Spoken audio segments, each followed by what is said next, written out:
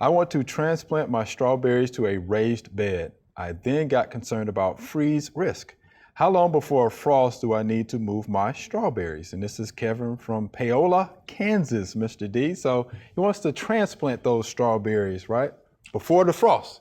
Before the frost. Before the frost. And you know, and strawberries are perennial, so they can stand cold weather. They kind of go dormant in the wintertime. In Paola, Kansas, I would look around and try to figure out when the commercial guys are planting their strawberries, and that's when I would transplant mine. And it may be 4 weeks before the average killing frost or something like that. Give them a little chance to have some root development. The commercial guys are just planting crowns, and they're not putting, you know, live plants out there. They are live plants, but they're just the strawberry crowns. So that might, you know, be a little factor. You may want to go a little bit earlier. I don't know.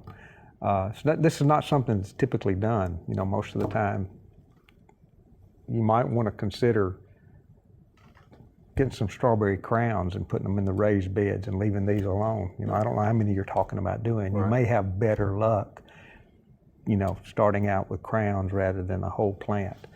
You know, Interesting. I've had a lot of bad luck transplanting whole plants.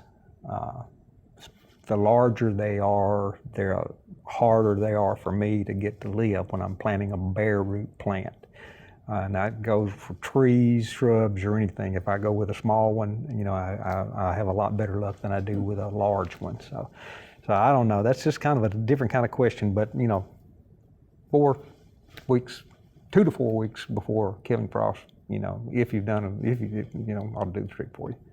Okay. All right. Yeah, and hopefully she can dig enough soil with the roots that she's transplanting so that it will be less of a shock for them to transplant also.